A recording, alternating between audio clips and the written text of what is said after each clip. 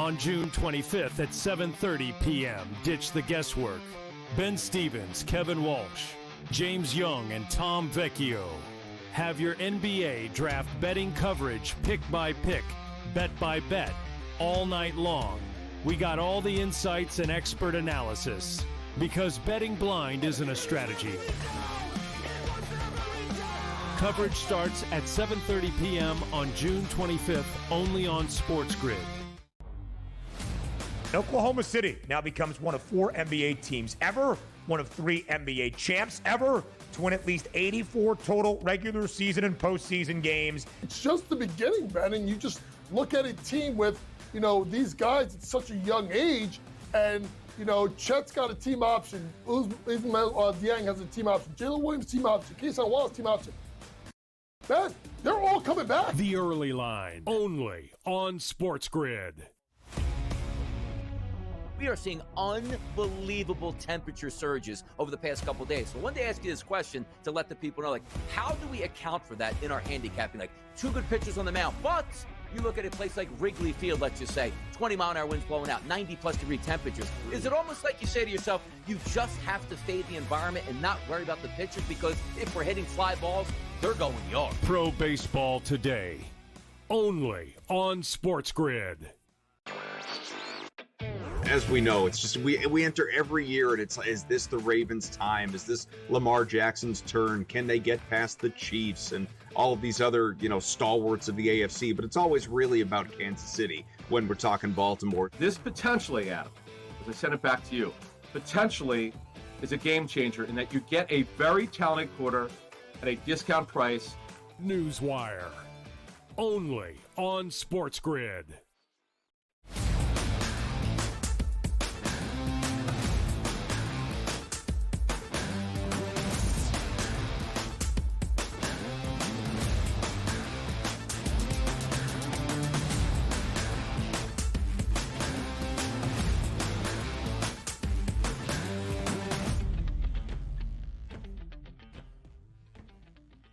We welcome you to hour number 2, live right here on this Tuesday morning on the Early Line on SportsGrid. He is Donnie right side. I am Ben Stevens. Frankly, let's call it like it is. This second hour dedicated to the NBA early here in the second full day of the full off season. Kind of DRS's nightmare, but there's so much to break down. We have conference odds out and available with the early looks into next year in 2025-26. We have the NBA draft in round number 1 tomorrow night on a Wednesday in BK.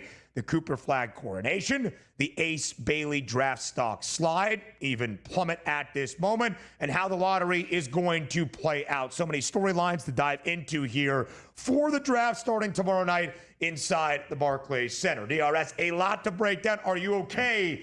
It is mostly NBA focused here, despite it being the offseason following the end of the NBA Finals.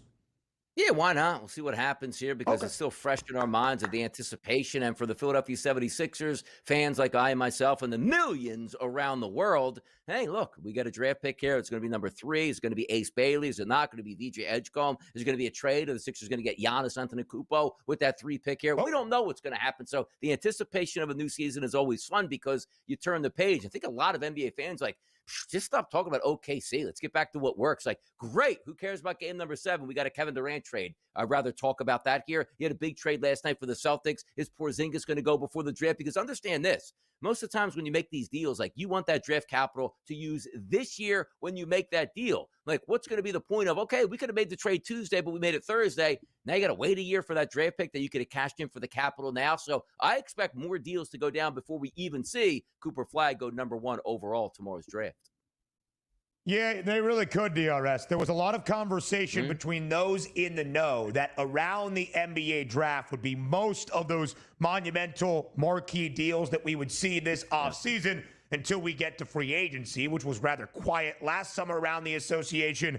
And it feels like at times in the NBA, you look forward to the summer more than the actual basketball on the floor. Not us here, but we'll continue to break all of that down in hour number 2. All right, DRS, conference odds now available on the FanDuel Sportsbook with a very early look at the 2025-26 NBA campaign. And of course, we start in the Eastern Conference because there is so much to dissect because so much is up in the air. You look at the teams on this list, and whether it's a devastating injury to a star player or a head coaching vacancy that has not been filled and is not looking overly optimistic between the teams we expected to contend this past year that did actually contend and we think could do so next year, there's a fatal flaw, it seems, for everybody. The Cavaliers booked as a favorite. They were the 1 seed in the Eastern Conference, but ousted in the second round by the Pacers in only 5 games and ousted in the second round for 3 consecutive years. All 3 years, really, that Donovan Mitchell has been in the land. The Cavaliers plus 270 as the favorites.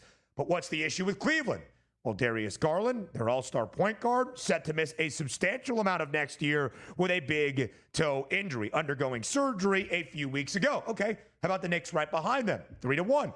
The Knicks don't have a head coach, and it's not looking overly optimistic for that big splash we expected New York might make if they made the critical decision to dismiss Tom Thibodeau. The Magic have the third best price, only backed by $1.50 at plus 420. Listen, I believe in Paolo Banchero, but this team can't score. What are we even doing? The Celtics at plus 550, the very short favorites all of last season. Of course, the injury to Jason Tatum. We're not sure we're going to see him next year, and Drew Holiday now dealt. Anybody have any idea about the 76ers and the Eastern Conference champs who forced a Game 7 in the NBA Finals, the Pacers, at a 15-1 price alongside the Detroit Pistons? DRS, let's start at the very top. Are the Cleveland Cavaliers the rightful favorites in the Eastern Conference entering next season?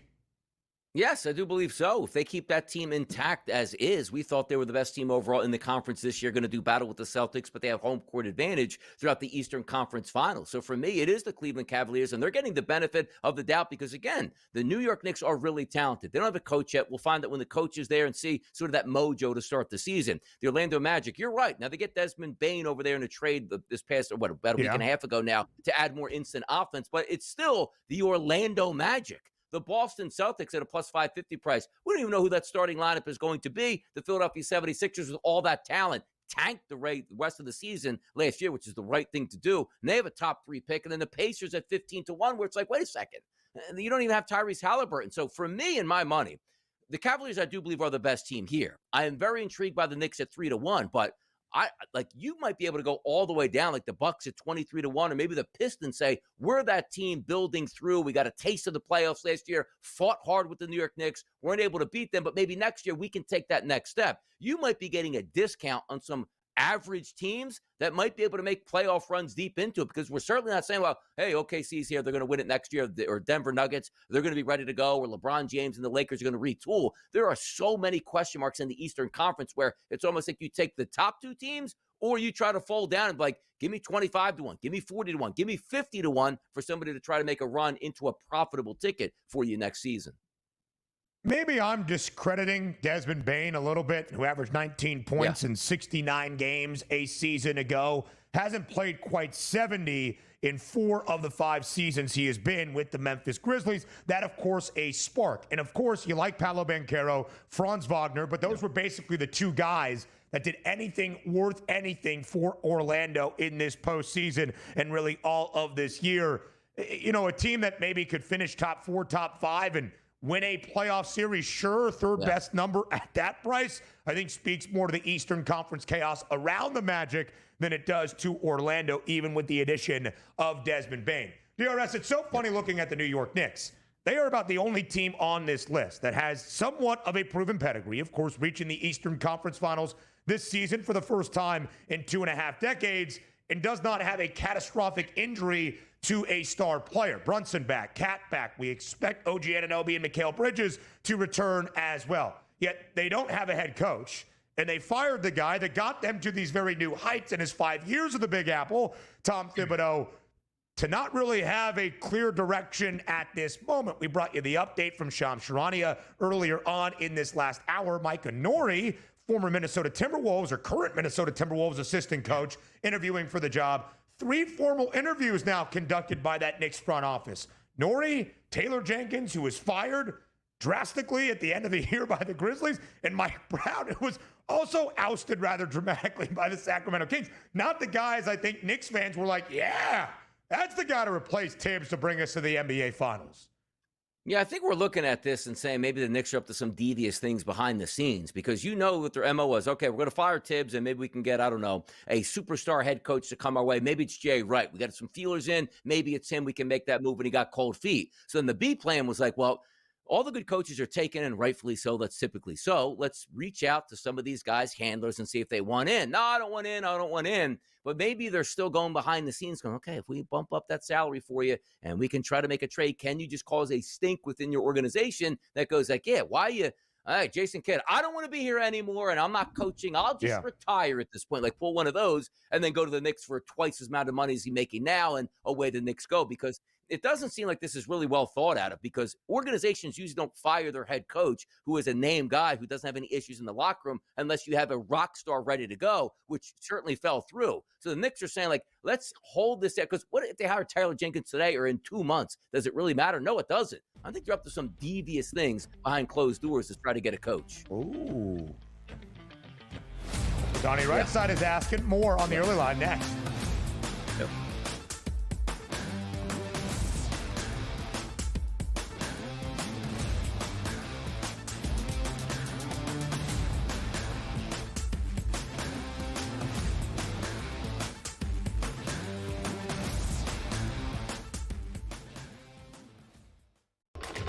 Enter into the magical world of McLuck.com, where even the smallest of spins can win real cash prizes.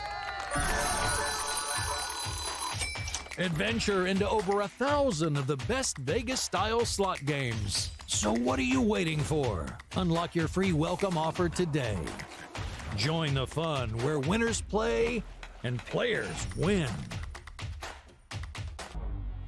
Two guys that can do it all. It's Too much electricity this morning. This is a good time. We're having a lot of fun. I had to do a triple take. Ka-ching! Why?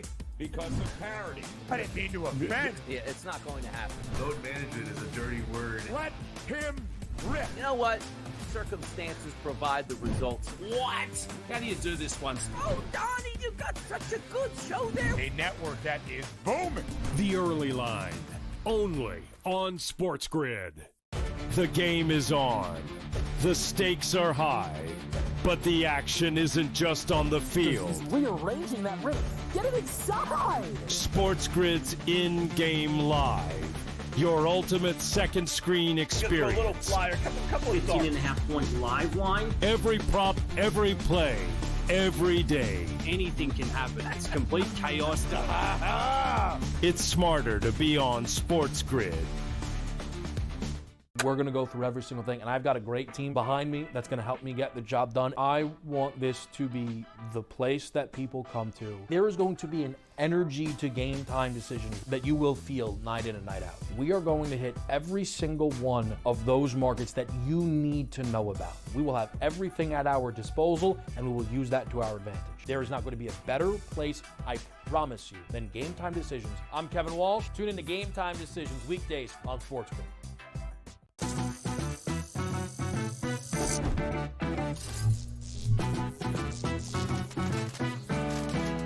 Did you know sportsbooks tend to draw up tighter bet lines for events that get even more bettors, like championship games or major matchups? My tip? Try betting on less popular sports. You might have a better shot at beating those odds. Now, go get lucky. See you in Las Vegas. Let's get lucky.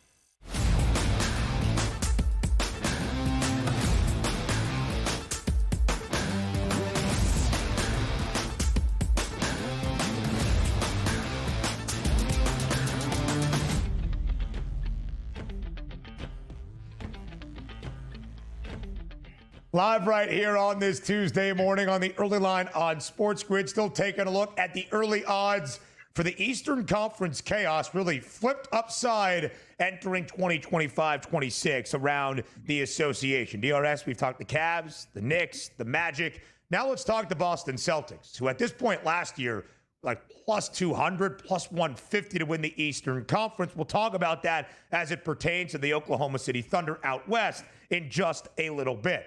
The Celtics, even without Jason Tatum and now dealing Drew Holiday, are still a very talented team that in an Eastern Conference where basically all the front runners have some sort of fatal flaw should be a contender, at least a playoff team with an opportunity to make a run. How do you view that plus 550 price on Boston? I like it because, again, you're right. There's still talent there, and you're not getting the plus 200 price, and they're getting decent quality players back, which they did for Drew Holiday, but that guy's more of a locker room guy, and you wonder how that fits in. But if you're trusting the process here for the Celtics, like we usually put a timeline, okay, won't be back for a year. Tatum got injured much earlier than what we're talking about Tyrese Halliburton. The reason I bring that up is we put so much stock on the regular season doesn't matter. It's all about the playoffs. So what if I told you yesterday, like Tatum has a very good rehab. Like he didn't even wait 2 weeks, 3 weeks to get his surgery. He got injured the night before, got his surgery the next morning. Let's just say he's up on his feet, Ben, by I don't know, late February next year, like getting good workouts here, can make it to the playoffs, and in a round or two, you get Tatum back, like not at 100% MVP level, but a good player added back into that rotation. Because if you are going to move Porzingis, and by the way, you got nothing out of Porzingis in this playoff run with sickness and injury, whatever he had. If you turn that into a quality basketball player as well, who knows where now you might be saying to yourself, like, yes, it doesn't sound appetizing to take the Boston Celtics to start the season knowing Tatum won't be there. But if this is about we don't care about anything and we're a playoff-ready squad and Tatum gets added back into the equation in the playoff run next year, why not in this Eastern Conference? It's not a great conference.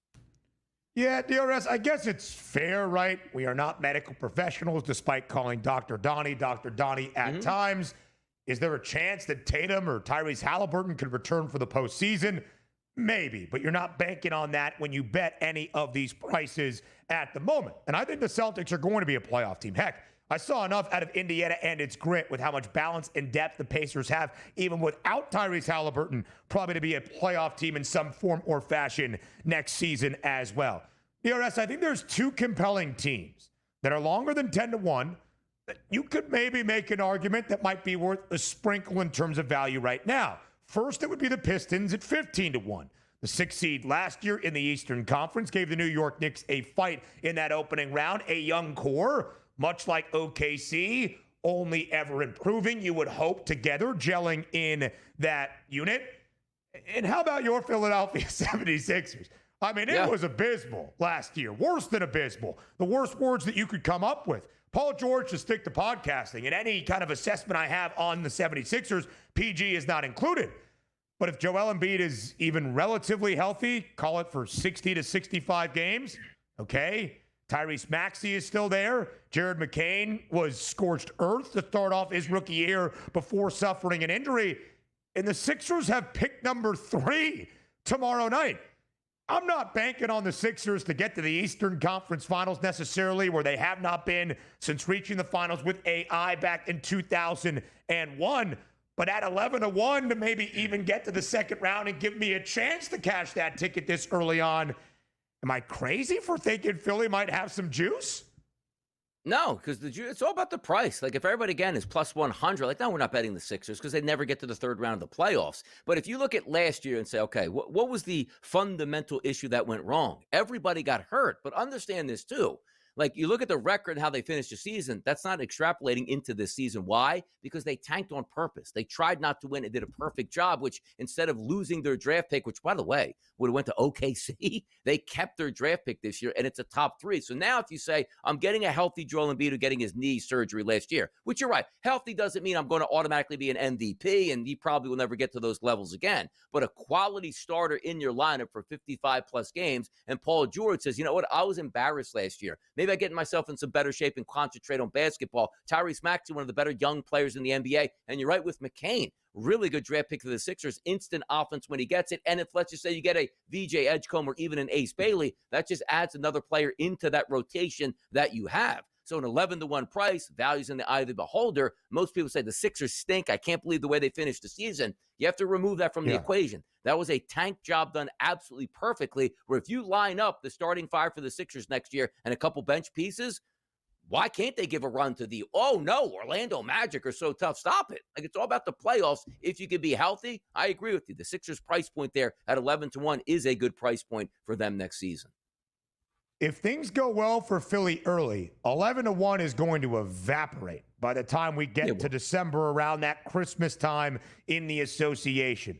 The Milwaukee Bucks, 23-1. A lot of conversation around Giannis when they were ousted in the opening round by the Indiana Pacers. Was that his final game and his final scuffle with Tyrese's father, John Halliburton, on the floor? Would that be the last moment for Giannis Antetokounmpo in a Bucks uniform? I feel like some of that has kind of quieted down, DRS, around Giannis, that I don't know if I'm willing to bet the 23-1 price on the Bucks, but I do think Giannis is playing his basketball in Milwaukee next season. Yeah, it looks like he is going to play there, but you look at that roster again without Dame. Who knows what we're going to get back from an aging veteran coming off of that Achilles injury? You always see wow, 23-1. It's Giannis. You know they're going to put up a fight here. Giannis will play 72 or 75 out of the 82 games and be there in the playoffs. They're just not good enough. But again, they're not good enough at a plus 100 price, but at 23-1, where you know if Giannis stays, he's getting agreements from that head coaching staff, general manager, and ownership group. We're going to make moves for you here, because if Giannis goes and goes, well, what are we doing next year? We're not doing anything, Giannis, and you'll be happy to be here. Giannis will be the first one to get up to that podium. Love Milwaukee, won a championship there. It's time to move on. I will not play for this organization, and I'll be elsewhere. So he must have got some assurances that they're going to fortify that lineup, Ben. Yeah, I don't know how, though, DRS. They don't have a lot of draft capital. They don't have a lot of money to spend out there inside the Pfizer Forum. I guess we shall see for the Bucks. We'll go to the Western Conference on the other side of the break. Of course, we will focus first and foremost now on our reigning NBA champs, the Oklahoma City Thunder, who are basically already expected to be back in the NBA Finals next season as well. All of that comes next on the Early Line.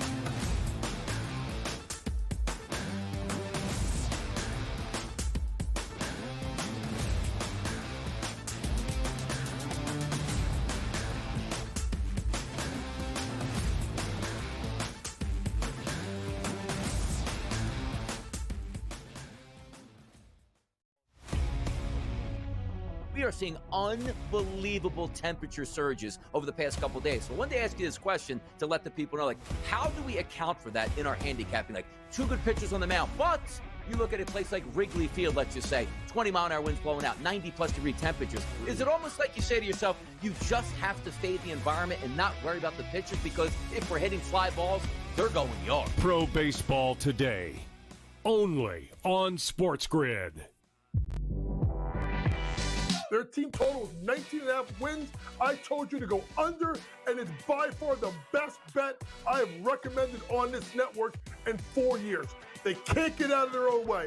And now Sloot is out for the year. Let's hope Sloot gets back, because I respect the hell out of Sloot, and I want her to go out on her own terms. Hopefully we'll have her back for the 26th season. Betting above the rim, only on SportsGrid. Kevin Durant, at the age of 36 years old, after 17 seasons that he has played in the NBA, DRS, is now on his way to H-Town. I don't think it's a great move. I wanted him to go to a ready-made championship team full of a veteran roster and see if he can ring chase that way. Not to go to an organization on the come-up that if you just stay the course, and also, what better blueprint do we have than just staying the course than OKC, right? The Early Line, only on SportsGrid. The game is on. The stakes are high, but the action isn't just on the field. He's rearranging that ring. Get it inside! SportsGrid's in-game live. Your ultimate second screen experience. A little flyer, couple 15.5-point live line. Every prop, every play, every day. Anything can happen. That's complete chaos. It's smarter to be on SportsGrid.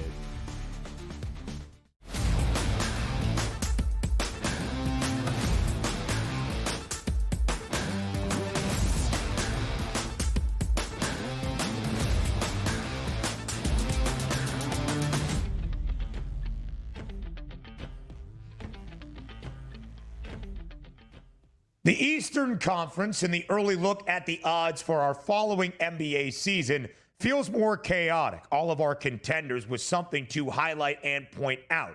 The Western Conference seems a little bit more clear-cut between the teams and the reliable pieces we know are going to be there entering next season. And, of course, that starts at the very top, DRS, with our now reigning NBA champions, who frankly, from the odds expectations this year, were thought to reach that stage, and they capitalize.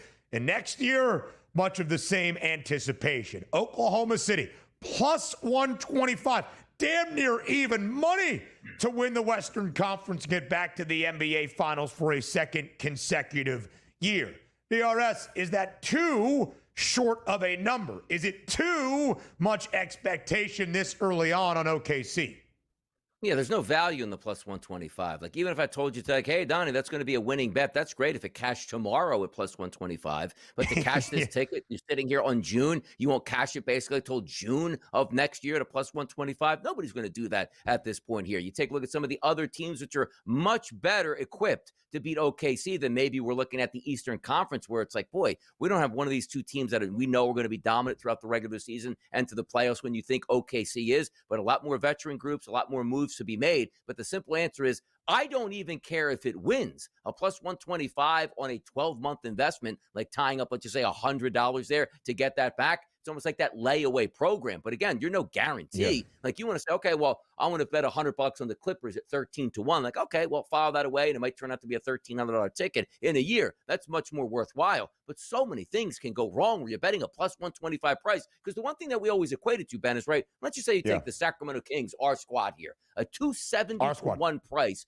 to win the Western Conference. Then you say, okay, if I bet $100 on that and next year nothing goes right, it's like, that's a long shot, plus 270. But you know what feels worse? Betting $100 on OKC to get back 125 and SGA goes down with an injury or Chet Holmgren is out for the year. We're not banking on that happening, but you'd be like, well, why did I bet $100 on that? That was a terrible investment here at that point. A lot can go wrong for a price point that's not extremely high.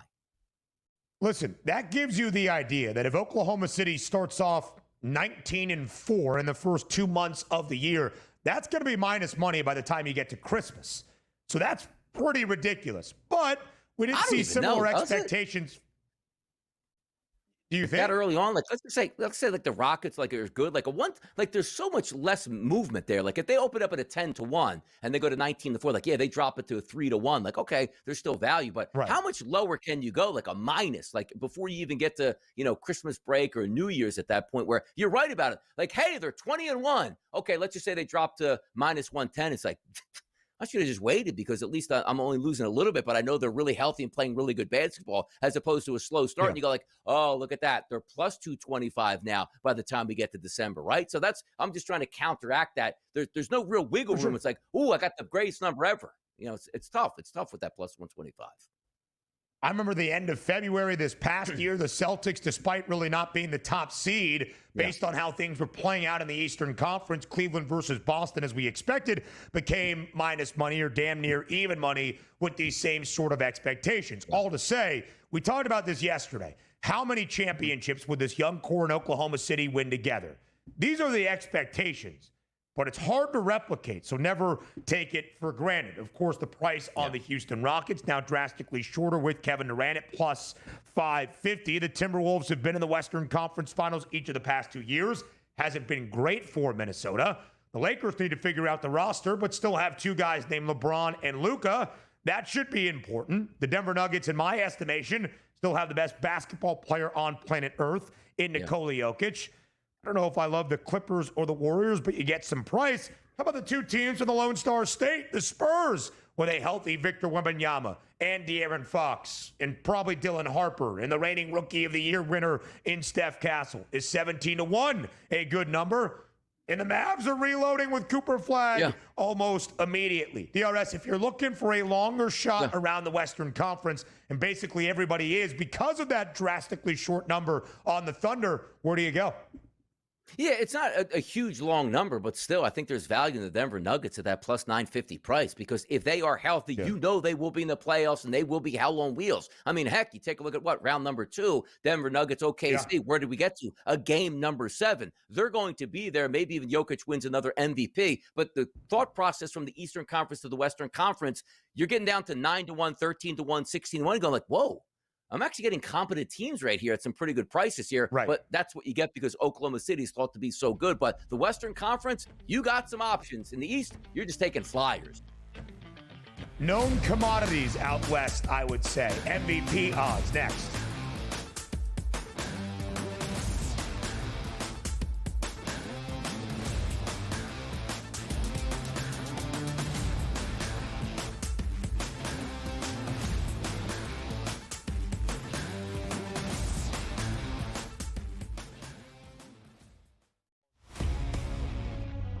we are seeing unbelievable temperature surges over the past couple days. So I wanted to ask you this question to let the people know, like, how do we account for that in our handicapping? Like, 2 good pitchers on the mound, but you look at a place like Wrigley Field, let's just say, 20-mile-an-hour winds blowing out, 90-plus degree temperatures. Is it almost like you say to yourself, you just have to fade the environment and not worry about the pitchers, because if we're hitting fly balls, they're going yard? Pro Baseball Today, only on SportsGrid.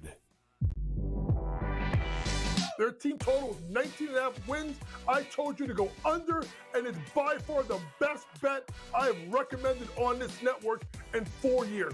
They can't get out of their own way. And now Sloot is out for the year. Let's hope Sloot gets back, because I respect the hell out of Sloot, and I want her to go out on her own terms. Hopefully we'll have her back for the 26th season. Betting above the rim, only on SportsGrid. Kevin Durant, at the age of 36 years old, after 17 seasons that he has played in the NBA DRS, is now on his way to H-Town. I don't think it's a great move. I wanted him to go to a ready-made championship team full of a veteran roster and see if he can ring chase that way. Not to go to an organization on the come-up that if you just stay the course, and also, what better blueprint do we have than just staying the course than OKC, right? The early line, only on SportsGrid. The game is on. The stakes are high, but the action isn't just on the field. He's rearranging that roof. Get it inside! SportsGrid's in-game live. Your ultimate second screen experience. A little flyer, couple 18.5-point live line. Every prop, every play, every day. Anything can happen. That's complete chaos. It's smarter to be on SportsGrid.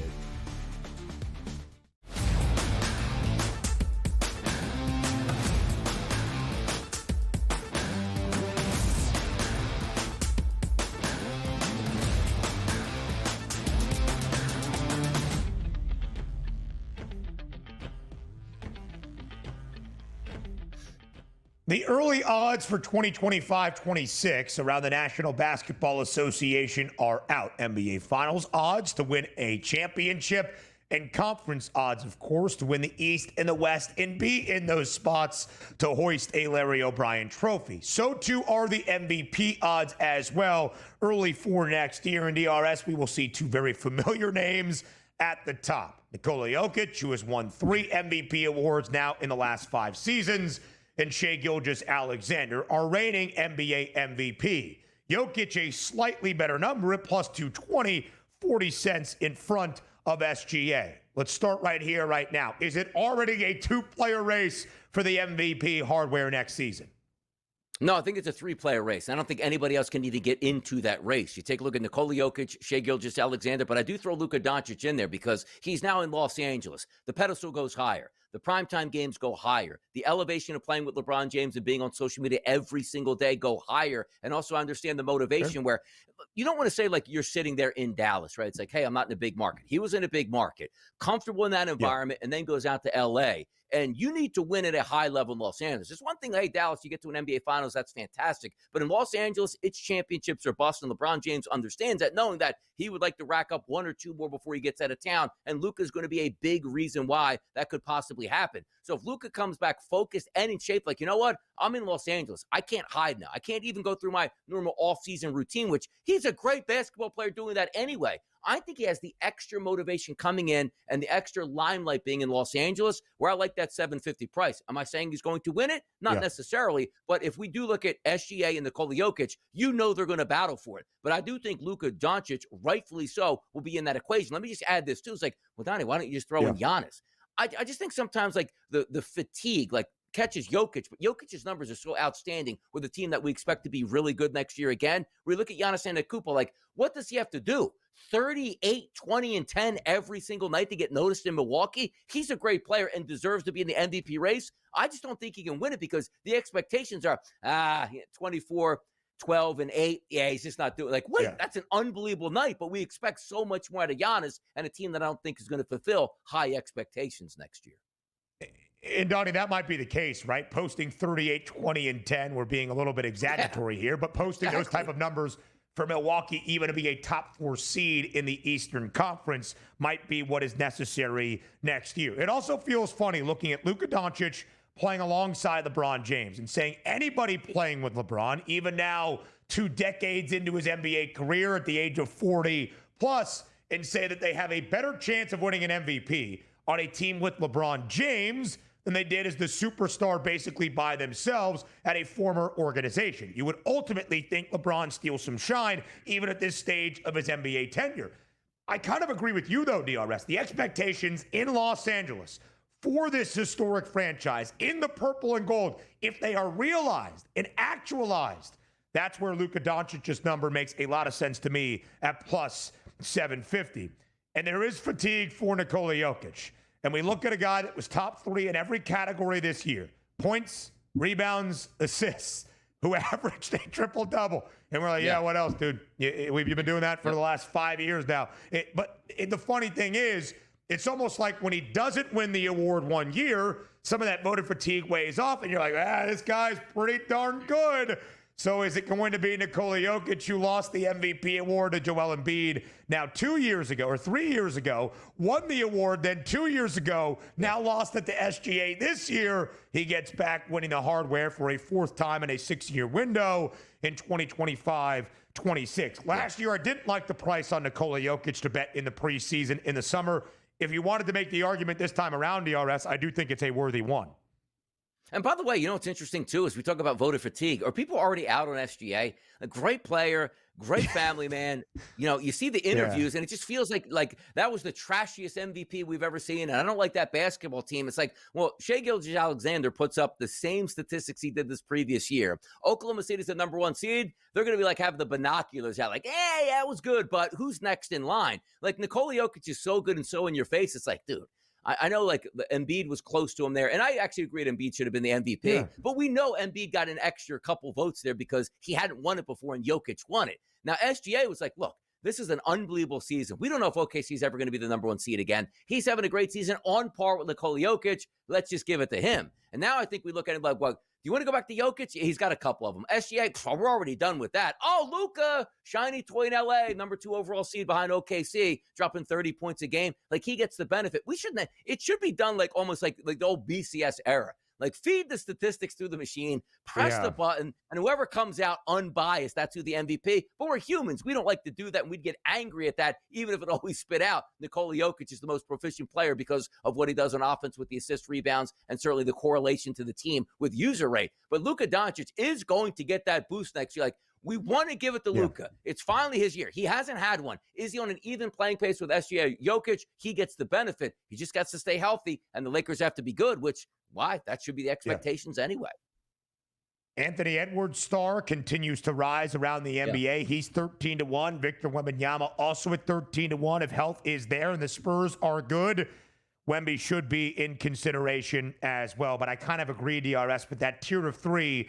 First, the tier of 2 based on pedigree, and then if it's not based on fatigue or matching stats, Luka Doncic at plus 750 makes a ton of sense. All right, let's talk about some future MVP consideration or maybe some future NBA stars in the 2025 NBA draft. Round number 1 tomorrow night in Brooklyn, and Luka's former team somehow, some way got rewarded with the number 1 pick in the NBA draft lottery, and thus winning the Cooper Flag sweepstakes. His coronation tomorrow night as the number 1 pick is not a guess, DRS. It is not even, that's likely to happen, but no, it's going to happen. Minus 100,000 for Cooper Flag to be that first overall selection to the Dallas Mavericks. The San Antonio Spurs pick 2nd, minus 9,000 for Dylan Harper. That basically in the books as well. BJ Edgecombe, minus 280 to go 3rd overall. That's where the Philadelphia 76ers select. And then after the top 3, there is not minus money anywhere else, DRS, in the rest of the top 10. And we have a market. We have betting odds available for those first 10 picks in the 2025 NBA draft early on in the lottery. So let's start with the draft conversation. DRS, when you look at 1 and 2, that's solidified. What happens after? You know, here's what I like, too, to make a point as well. Like the NBA sometimes, getting in the background, conspiracy theory. Love the fact that Cooper Flag goes to Dallas. That team's supposed to be good. He's going to get in with the good organization right away. Yeah. We're going to watch him and not have him wallow away in New Orleans Pelicans or the Charlotte Hornets. Same thing with Dylan Harper. You have one of the more fun, up-and-coming basketball teams in the San Antonio Spurs. Get the number 2 pick right away. Going to get a guy that should have an impact in that lineup. And say what you want against the Philadelphia 76ers. They have stars, and you have a chance to add a guy that's going to be able to go day number 1 and be an impact player. I love the way that sets up where it's like, hey, Flag goes to Washington. Awesome. In 5 years, nobody ever hear from that guy again, and maybe he forces his way out, makes some big money in a big city, and can actually win some championships. But I do believe that third spot is interesting because the Sixers understand one thing. Like, you have a veteran locker room. If a kid comes in like Ace Bailey, and hearing the parameters of, well, if he comes in for a workout, you better commit to him the number 3. And they're saying, like, we really like him. We're probably going to pick him, but I can't say, like, I want him to work out and he's coming in. If we have some sort of handshake agreement, we're going to take him 3 no matter what happens here or who we like in the draft. But he probably was going to go 3. But do you want that as a kid? Coming into your team going like he doesn't want to be here? Or Edgecombe, even if you got it close, like, right, VJ Edgecombe as opposed to Ace Bailey. And VJ's like, man, I aced those interviews. Maybe I have a great workout, but this kid's going to fit right in on day number 1, as opposed to his agents talking about Ace Bailey going like, we never wanted to be here. Do what you can. Skip practice here. Maybe force your way out. That's going to have a big edge. But Ace Bailey should be 3, but he's dropping because he wants to drop. Maybe it is VJ Edgecombe. I don't think it's going to be Con Knippel. It's one of those 2 players to the Sixers at 3. And right now the favorite, of course, is going to be VJ because he wants to be a Philadelphia 76er. Ace Bailey maybe doesn't. Trey Johnson, a slightly better price even than Ace Bailey to go 3rd overall, plus 440 for Johnson, plus 460 for Bailey. We'll talk the big storylines of the NBA draft next.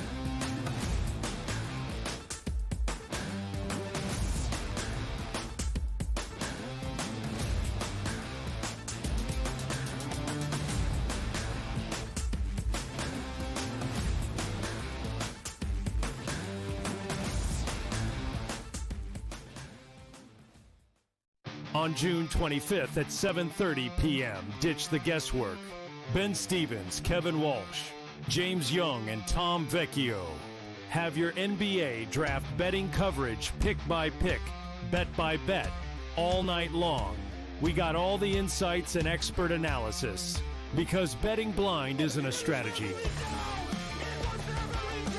Coverage starts at 7:30 p.m. on June 25th, only on SportsGrid. 2 guys that can do it all. Too much electricity this morning. This is a good time. We're having a lot of fun. I had to do a triple take. Ka-ching! Why? Because of parity. I didn't mean to offend. Yeah, it's not going to happen. Load management is a dirty word. Let him rip. You know what? Circumstances provide the results. What? How do you do this once? Oh, Donnie, you got such a good show there. A network that is booming. The Early Line, only on SportsGrid. Dialing it back to his old days with St. Louis and Arizona. Buy or sell, Goldie will finish top 7 in fantasy first baseman. No, I'm going to say no. I think he'll fall off. Older player here, he'll be top 10, but not top 7 here. Top 10, I would say I'd buy it. Top 7, I'm going to say no here. I think he'll put up decent numbers here. Not as good as he was. I don't think he's going to bat 340, 350 all year long. Fantasy Sports Today, only on Every 5 days, it's really exciting when Skeens pitches, and it's terrible watching him pitch because every time he pitches, they don't score. Having him hit the lineup probably would actually help when he pitches. There's no way to do it because you can't, but yeah, it's beyond frustrating. And the numbers will tell you, the books have adjusted. Pharrell Coast to Coast, only on SportsGrid.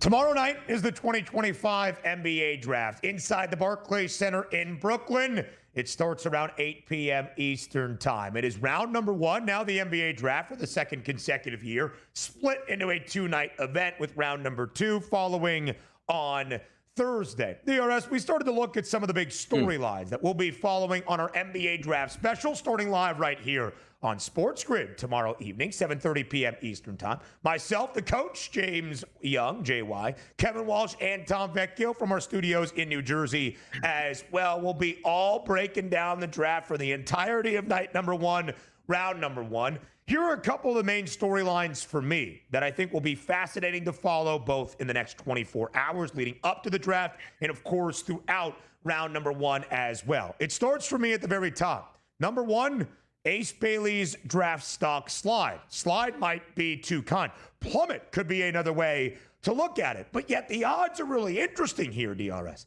Ace Bailey is not favored to go anywhere in the top five. He is not the favorite to be the first, second, third, fourth, or fifth overall pick, and yet his odds to be a top five selection now stronger today than they were even yesterday, and yesterday was also minus money, minus 185. Now it's minus 270. I'm not sure the odds track. One of those numbers somewhere, some way is wrong. So how long do you think Ace Bailey is going to wait, DRS, tomorrow night to hear his name called in the NBA draft? It's hard to say, and we're only one day away. Like, oh, you probably should have this nailed down. Yeah. But I bet you we're going to get some information that comes out later today or early tomorrow. Like, hey, fences were mended here, and now he's fine with going to the Sixers or as high as he can possibly go. Because understand this. This is a business that loves upside and loves talent here, right? So Cooper Flagg is going number one to the Dallas Mavericks. What happens if the agent for Cooper Flagg goes, nope. No, we're not going to Dallas. You already got AD there. You got Kyrie Irving. This isn't his team. We want to go 6 or 7. You know what happens? He goes number one to Dallas, whether he likes it or not. And quite frankly, Dylan Harper doesn't have those same, like we always thought he was going to go too. Dylan doesn't want to go to the Spurs. You know where he's going? To the Spurs, whether he likes it or not. So there are question marks on Ace Bailey and what his upside are. So talented, so raw at this point, but what he can be like, he could be Tracy McGrady out there. He could be one of the better, a young Kevin Durant. Like we hear all of that stuff of what he can be. But the fact of the matter is, if he was a surefire, he'd be going number 3 no matter what he said to the Philadelphia 76ers. That's what I find interesting, Ben. And also, if it's not just the Sixers, like, well, the team that's going to pick number 4 or 5 or 6, like they're automatically going to take him. They're saying, well, he could slip down to 7 or 8 at this point. The talent isn't making up here. Maybe there are more question marks than we think on Ace Bailey. Because, again, the original premise is Flagg can say whatever he wants. Dallas, if you draft me, I'm going overseas. You know what happens? Dallas drafts him number 1 overall and says, you'll be happy to be here and like it, and you'll enjoy the Dallas marketplace. So that's what I'm finding interesting, where Ace Bailey's saying, I don't want to go here. I don't want to go there. I'm not going to work out. And the team at number 4 is like, he's not making it past 4. Then I don't care if he passes with the Sixers. We're taking him here, where he might drop to 6, 7, or 8. That's what I'm having a tough time with right now. So there it is on Ace Bailey for me.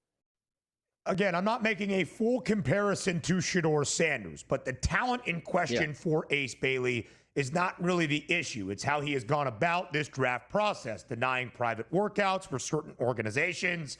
You got to play the game to be a part of the game, regardless of how good you believe that you are, which was Shedeur's issue throughout the NFL draft process, skipping out on workouts at the Senior Bowl and Big 12 Pro Day, basically to only have one that rubbed some people the wrong way in Boulder. That's all I am saying in that comparison. I don't think Ace Bailey is waiting until Thursday night in round number 2 to hear his name called. The odds makers still expect him to be a top 5 pick, but where exactly? The spot, as you saw, that Ace Bailey is favored to be one of those first 10 selections is at 6th overall. It's where the Washington Wizards are drafting. Another storyline for me, DRS, is something you just mentioned.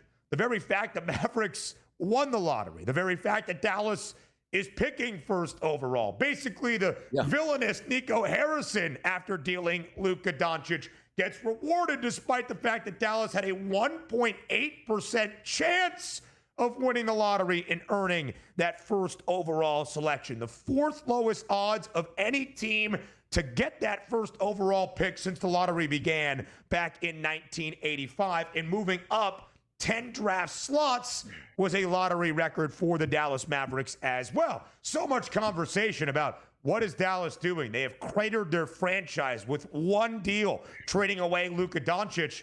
They just extended Daniel Gafford. They got Derek Lively back. Both guys should be healthy. And now they get Cooper Flagg.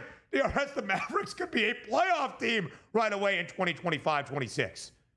Good. That's what we want to see. More good teams in the NBA. Send good players to good teams. Don't reward those bum franchises that have been bummed for 25 years at this point. I love it. Like the fact that it sacrificed the Sixers. Like, wait a second. Sixers had a much better chance at the ping pong balls to get number one. They didn't. They wound up with 3, which they're fine with. But if it was the Dallas Mavericks, I'm saying to myself, like, no. Like, I don't mind this. Oh, what a crime it is at this point. Yes, they should have paid more of a price, theoretically, karma-wise, right, for trading Luka Doncic and how stupid that was. But I don't mind the Dallas Mavericks getting a good player back because it's a good team with a good player that we'll be able to enjoy next season. Like, did anybody want – hey, I would like to see Cooper Fly go to Washington. Why? So you can never enjoy him at any part ever of his career at this point? Send him to a franchise that expects to win. We'll all watch him in primetime, and it helps the Dallas Mavericks, and it helps the Western Conference. I love the fact that the Mavericks got the number 1 overall pick. Good team, gets a great player. Let's go.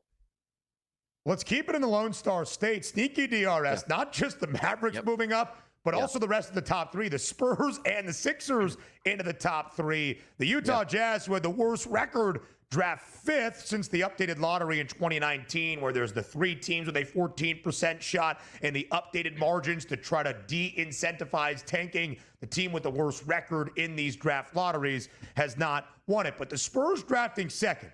The prince that was promised, the generational talent in Victor Wembanyama 2 years ago, Rookie of the Year. Steph Castle, 4th overall last year, Rookie of the Year. You've got the 2 reigning Rookie of the Years. You just traded for De'Aaron Fox, and now you're going to have Dylan Harper more than likely. Things are good in San Antonio as well. And finally, DRS, the idea of chaos as we have discussed. Outside of the top 3, there is no minus money in the top 10. We could see some trades, both on draft night leading into the draft in these next 36 hours as well. Exactly. And the fun of trade night begins when teams make trades. They got to put on hats they're not actually going to go to. Nobody knows who actually has what. That's the fun of it as well in the NBA. It makes no sense at all. So there you go, NBA. We're ready for you.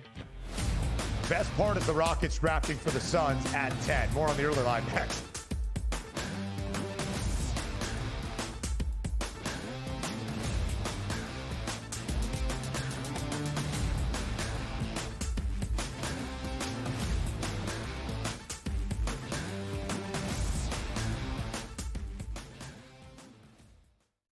On June 25th at 7:30 p.m., ditch the guesswork. Ben Stevens, Kevin Walsh, James Young, and Tom Vecchio have your NBA draft betting coverage pick by pick, bet by bet, all night long. We got all the insights and expert analysis because betting blind isn't a strategy. Coverage starts at 7:30 p.m. on June 25th, only on SportsGrid. Was the first time, I think, in Dodgers history that the ballpark was full in the first inning. Everybody was there to see Shohei Ohtani throw his first pitch as a Dodger, and I had mixed emotions about this for a few reasons. Number one, it was a reminder of, wow, this is so crazy, right? You're watching him hit 98, 99, even 100 on the radar gun going, this guy's not human. Nobody should be able to be this good of a hitter or this good of a pitcher. Fantasy Sports Today, only on SportsGrid. As we know, it's just we enter every year and it's, is this the Ravens' time? Is this Lamar Jackson's turn? Can they get past the Chiefs and all of these other, stalwarts of the AFC? But it's always really about Kansas City when we're talking Baltimore. This potentially, Adam, as I send it back to you, potentially is a game changer in that you get a very talented quarter at a discount price. Newswire, only on SportsGrid. Oklahoma City now becomes one of 4 NBA teams ever, one of 3 NBA champs ever to win at least 84 total regular season and postseason games. It's just the beginning, Ben, and you just look at a team with, these guys at such a young age, and, Chet's got a team option, Dieng has a team option, Jalen Williams team option, Keyshawn Wallace team option. Hey, Ben, they're all coming back. The early line, only on SportsGrid.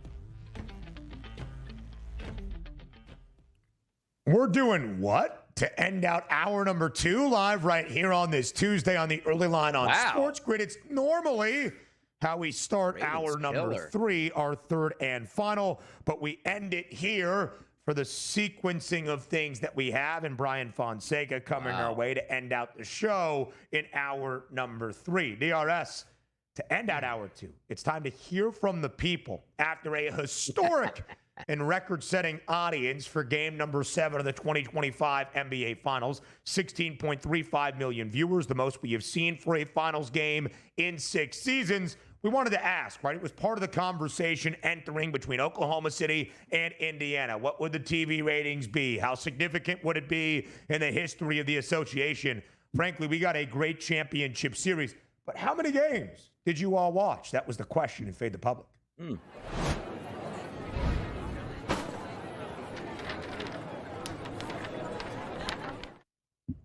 How many NBA Finals games did you watch this year? All 7? Only game 7? Some games, 0 games. You had to know with sometimes the audience that we get at SportsGrid and the responses we receive with the votes at SportsGrid on Twitter in our Fade the Public polls that despite game 7 setting records, or at least in the last 6 years or so, it wasn't going to look great for the NBA. How many NBA Finals games did you watch this season? 0 games. The winner, 41.6%. Second most selected, 31.7 being some games. All 7, 18. Only game 7, 8.7. But that 8.7 probably filling out and making a difference to get to that 16.35 million viewer number. DRS, which way did you vote in this Fade the Public poll? Some games, some of the games, right? And also not even like, I probably caught a portion of just about every game just because you want to check in on that. But you know what's funny about that too is also like one of the questions we could have asked, like, did anybody watch like a single game all the way through? And maybe some people did that in game number 7, or maybe some people tuned out after Tyrese Halliburton got injured. But you know what's crazy? Like when I sit down and watch like an NFL game, which I don't watch all hockey games, even when I was, a big Flyers fan, and there's too many things to do. I don't watch all the Sixers games. I'll get it for bits and chunks. Maybe if the game is close, you'll tune it in. Like NFL games, I tend to watch like all the way through from opening kickoff all the way to the final because you're watching a spread or maybe a prop that comes in, or you just generally want to watch it. But I would like to ask the people, like, did you watch and sit down like, hey, you know what? I was ready to go for game 7. I watch it all, which game 7's an anomaly. But even like game 4, like, hey, you know what? I'm on my couch at 8 o'clock. I'm going to watch the entire thing through to 11:30. I think that's interesting. But the fact of the matter is the voting went almost 73% of the total votes combined for some games and 0 games is crazy because we had a competitive series. It was very good all the way through and did get the 7 games. Now, granted, there's a lot of people that are answering this just hate watching the NBA, just pushing 0, even though they probably watched 2 games just to say, you know what, let me just shove it there a little bit more. But it is interesting to find out and see because the ratings reflected that. We knew it wasn't going to be a good rated series because I don't care what he's like. SGA is a superstar, but he's in Oklahoma City. And look, even if you had SGA in Los Angeles, right, it would have changed it because it's LA and he would have had a higher boosting there. But the fact that you say like only game 7, 8.7, which is interesting, all 7, only 18%, because that's the true basketball fan. Some of the games really only 31% in an NBA Finals, which is, there's not much going on right now, people. 0 games, 41%. This was an interesting poll all the way through, but you knew 0 games would pop up because, again, the hate bets, or should I say the hate votes, certainly were coming through strong. No doubt. So 16.35 for Game 7, peaking at more than 19 million viewers. Again, our most watched NBA Finals game in the last 6 years. That's great. But the first couple games of the series did not really generate a lot of that luster. In fact, DRS, an average, including that highest rated game for Game 7 of 10.2 million viewers, our least watched NBA Finals, excluding the COVID-influenced seasons of 2020 and the bubble in 2021 since 2007, down 9% even from last year in the finals between the Celtics and the Mavericks. With all of those numbers taken into account, as Donnie and I tried to tell you as this series was starting with the whole idea of mid-sized markets, blah, blah, blah, the NBA has already negotiated their next TV contract. They know their payouts for the NBA Finals years in advance. But for them, where they could recoup some advertising revenue was if this series was extended. And the thought early was the Thunder such a staunch favorite, we might be lucky to see 5 games, let alone 6, certainly not 7. So the fact that we got to 7 in a great basketball series, in a tightly contested and competitive basketball series, I think the NBA overall is probably thrilled with that result. That would just be my take on this situation. So we end out hour 2 with Fade the Public. What does hour 3 start with? MLB breakdowns next.